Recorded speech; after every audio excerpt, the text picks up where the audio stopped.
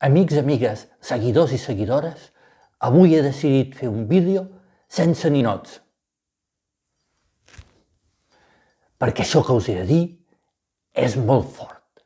Una editorial britànica està reescrivint les obres de Roald Dahl, com Matilda, Charlie i la fàbrica de xocolata o Les bruixes, políticament correctes.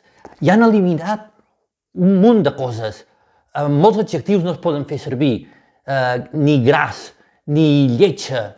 Els Umpa-Lumpa, que eren homenets, una tribu d'homenets diminuts, ara ja no són homes, són persones de gènere neutre.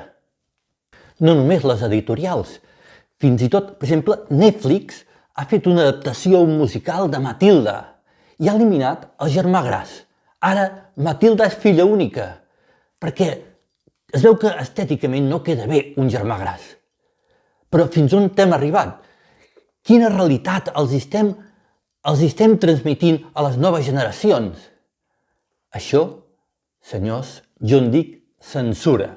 Si continuem així, s'haurà de canviar el títol a l'Aneguet lleig, que potser serà l'Aneguet diferent. I a la caputxeta vermella no és políticament correcte que el llop es mengi a l'àvia i després a la caputxeta. Potser haurem de fer el llop vegà. Fins on hem arribat, senyors?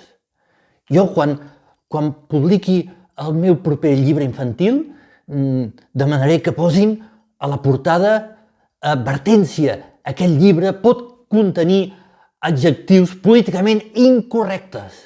I si a algú no li agraden els contes clàssics infantils tal com han escrits, que no se'ls llegeixi, o si els creu perjudicials no els deixi llegir als seus fills.